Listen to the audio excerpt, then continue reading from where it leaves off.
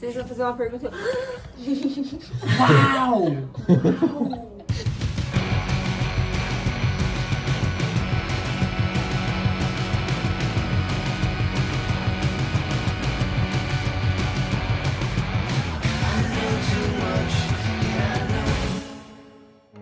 Como a Amanda acorda nas manhãs, Gabriel? É muito interessante, porque os dois acordam super animados, isso é bom. Que bom que os dois acordam animados, né? Imagina um acordando animado assim e o outro super mal-humorado. Um ia querer matar o outro. Ou os dois mal-humorados, né? Ou os dois Nossa. mal-humorados, ia ser horrível. Prazer, eu sou o Gabriel Murilo Espessamilha Rodrigues, tenho 25 anos e sou casado com a Amanda há 2 anos, 2 anos e meio, basicamente. E nasci em São Paulo, Brasil, e vivo aqui em São Paulo também. E hoje trabalho para a igreja há 1 ano e meio, mais ou menos. E eu sou a Amanda, tenho 24 anos, esposa do Gabriel. E nasci e vivo aqui em São Paulo, também no Brasil. E também tenho o privilégio de estar no ministério, trabalhando para a igreja em tempo completo. Exatamente, hoje lideramos os adolescentes aqui em São Paulo. Sim. Como foi pra vocês namorar no reino? Boa pergunta. Foi incrível, na verdade, porque antes de namorar no reino, a gente namorava no mundo. Então a gente namorou no mundo por 5 anos. A gente se conhece, na verdade, desde os 8 anos de idade, então há muito tempo atrás. E então a gente namoramos por 5 anos no mundo. Então a gente veio pro reino com um padrão de namoro totalmente diferente. Então quando a gente começou a namorar no reino foi um privilégio muito grande. Sim. Quando a gente viu como o padrão do reino é, como Deus prioriza a pureza, principalmente.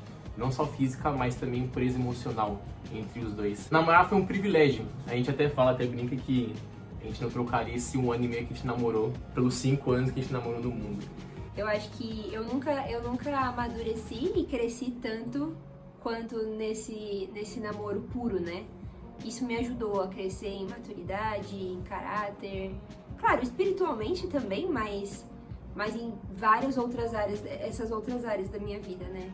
Pelo foco ser diferente e não só colado um no outro toda hora. E como o relacionamento de vocês mudou quando vocês se tornaram discípulos? O que mudou?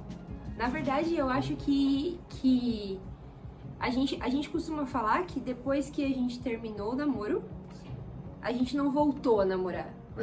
A gente começou a namorar. Porque foi totalmente diferente. Pra mim, o que mais foi diferente foi a dependência emocional. Eu era tão insegura, que eu colocava todas as minhas seguranças nele e no nosso relacionamento.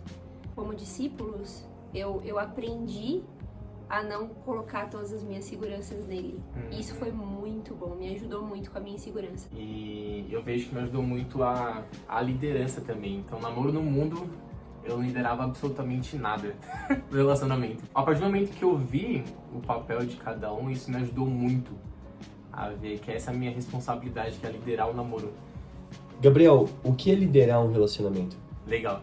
É interessante porque isso, quando eu tava, antes de entrar discípulo, antes de tomar essa decisão, eu via muito como liderar como algo de dar ordens e é isso. Eu falo que tem que ser feito e vai fazer isso, ponto final.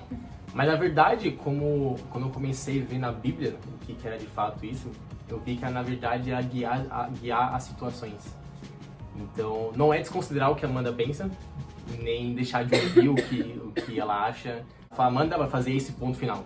Você não tem direito de falar algo. Mas na verdade sim, ela tem muito direito, ela precisa falar também. Mas na verdade é a gente chegar numa conclusão juntos, mas aí eu sim tomar a decisão do que a gente precisa fazer, o que a gente pode fazer naquele determinado momento, né? Amanda, qual é a diferença de namorar no mundo e namorar como discípulo? O que muda? Nossa, tudo, né? Uma das coisas que... Bom, várias coisas, né? Mas a questão da dependência emocional, que eu já citei, de conhecer mais um ao outro. Uma das coisas que eu senti muita diferença é que quando a gente namorava sem ser discípulo, por exemplo, a gente ia numa festa de família e ficava só os dois, grudados, juntos, isolados, e a gente nem falava com ninguém. E como discípulos, quando nós estávamos com outras pessoas, a gente não ficava só um com o outro. A gente aprendeu a dar atenção para as outras pessoas, né? Aprendeu a criar relacionamentos e não só entre nós dois, né? Isso me ajudou a conhecer mais.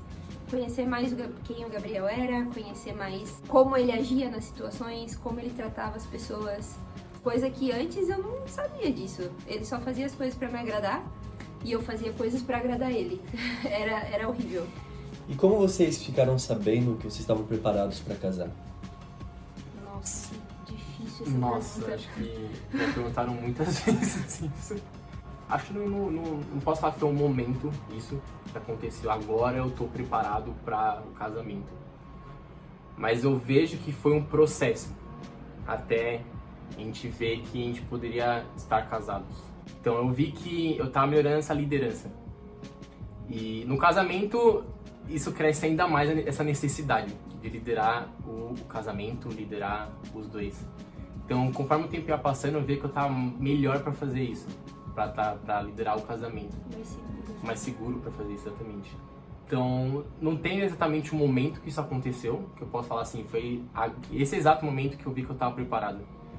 Mas conforme o tempo ia passando, eu via que eu ia amadurecendo, né? Tanto o meu caráter ia amadurecendo, e vendo que eu conseguia ter essa responsabilidade, mas também ver que eu conseguia liderar o casamento. Sim, eu acho que maturidade é a palavra, né? Ah. A gente aprendeu a ser mais maduro nas situações, buscar mais conselhos, se basear mais nas escrituras e não naquilo que a gente achava que era certo ou que a gente sentia que era certo, mas se basear, ter uma base mais sólida. Eu acho que foi uma das coisas que a gente construiu no namoro, com a pureza, pedindo conselhos, fortalecendo nosso relacionamento com Deus. A gente criou uma base sólida, onde a gente podia se apoiar. Então, quando a gente ia tomar decisões, a gente não tomava com base naquilo que a gente achava. Ou a gente pedia ajuda, e a gente ia pra Bíblia. E qual é a melhor coisa do casamento? Primeiro? Pra mim, é ter alguém, uma das melhores coisas. Talvez não seja a resposta mais espiritual, mas pra mim é ter alguém pra me divertir 24 horas por dia. Não importa a situação. Pode estar a melhor situação e pode estar uma situação muito difícil. A gente vai se divertir juntos. Sim. E acho que esse se divertir junto deixa a coisa muito mais leve. A gente brinca muito, a gente fica zoando muito o outro. E eu vejo isso muito saudável. Acho que também essa é a melhor parte que eu vejo. Sim. É poder ter essa amizade. Agora uma resposta espiritual, né?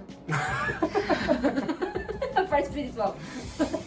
E fazendo parte dessa amizade também, como um ajuda o outro a ter o relacionamento com Deus em dia também. Então, tá um do lado do outro, eu posso ajudar mais a Amanda e saber se ela tá bem com Deus, se o relacionamento dela tá em dia com Deus e ela tanto comigo também. Porque dorme e acorda junto. Então, ela sabe literalmente tudo que eu faço e eu sei literalmente tudo que ela faz. Sim. Então, se eu vejo que ela não tá bem, não tá tão animada, né, por conta da nossa amizade, a gente pode ajudar um ao outro com isso. Então, Amanda, eu vejo que você talvez não tá tão bem. Então, a gente pode ajudar. Ela a mesma coisa comigo, porque a gente é tão amigo e tão próximo que isso é perceptível muito rápido, né? Sim, e uma outra coisa também que eu acho que um casamento entre discípulos a melhor coisa é ter esperança. As pessoas que no mundo não têm esperança em casamento. E como discípulos, a gente tem esperança no casamento. O casamento tem um porquê, tem um motivo, tem um propósito, não é descartável. Então me ajuda a ter esperança e não ser frustrada ou amargurada com as coisas também. Qual seria o conselho que vocês dariam para os jovens discípulos que estão namorando agora no reino? É construir uma amizade no namoro. Acho que muitas vezes a gente vê namoros muito engessados, muito inseguros, talvez às vezes trazendo muitas coisas da antiga vida, que, né, de quando você não era discípulo. E não é isso que a Bíblia fala. A Bíblia fala que você é uma nova pessoa, né? E tudo ficou na cruz. Então, não traga suas inseguranças pro namoro. Agora sua segurança é Deus, né? Então construir uma amizade no namoro. E eu vejo como, particularmente, a gente ajudou a gente a ser ainda mais radical quando a gente for em qualquer situação. Sempre focar no relacionamento com Deus e não essa dependência um do outro. Então, sempre, nunca buscar essa dependência um do outro, mas sempre buscar ter uma dependência de Deus. Então, ser radical com as coisas que a gente fazia, ou seja, ser bem sério com as coisas de Deus, a gente viu que ajudou a gente a amadurecer muito. Não só espiritualmente, mas no caráter também. Então, por um tempo a gente foi super radical, a gente vai fazer assim, porque é que agrada a Deus. Com a pureza. Com a pureza, principalmente. E isso fez a gente não depender emocionalmente um do outro, e a gente cresceu em uma maturidade muito rápida. Então a gente aprendeu a lidar com as situações muito mais leve, muito mais tranquilo. Não ficar aquela coisa, meu Deus, a gente não pode fazer isso. Meu Deus, isso não pode acontecer. Porque nós éramos amigos um do outro, e também a gente focava em agradar a Deus. Não ficava nessa coisa engessada, como a Amanda falou, né? Sim.